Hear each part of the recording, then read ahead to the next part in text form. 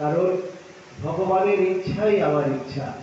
তিনি বলছে যে আপন ইচ্ছায় জীব নানা কার্য করে, কৃষ্ণের ইচ্ছায় ফল হয়।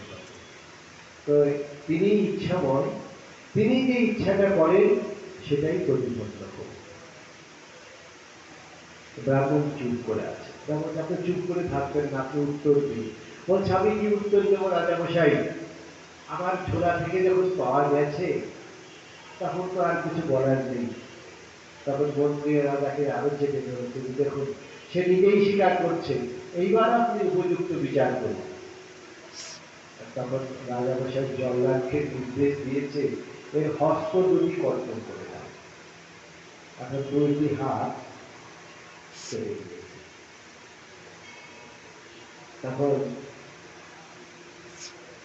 এইভাবে সেই বাড়ি থেকে সে নিষ্কান্ত হল।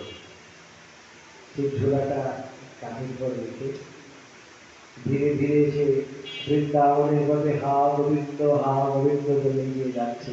তার হস্ত দুটো যে কর্তন করেছে এর জন্য তার কোনো অভিযোগ নেই।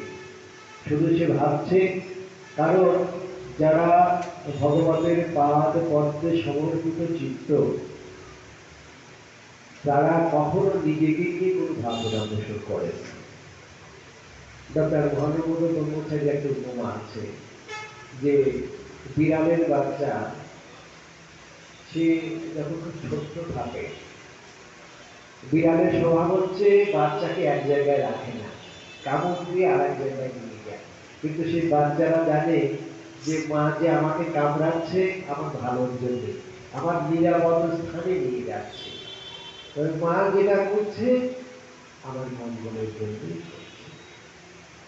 তো যারা অনুরাগী ভক্ত, কৃষ্ণের সমর্পিত ভক্ত, চিত্ত সমর্পিত চিত্ত, তারা বলছে তাদের মননশীলতা এই যে ভগবান যেটি করে মঙ্গলের জন্য। আমরা অনেক সময় বলি, কিন্তু সেই বিপদটা যখন আমার উপর এসে অনুষ্ঠান হয় তখন কিন্তু আমরা উল্টে যায় যে প্রভু তুমি আমার এই করলে, সারা জীবন তোমার সেবা পূজা করে এসেছি, কত ভোগ দিয়েছি তোমাকে, কত ভজনা করেছি, আর আজ আমার এই হলো।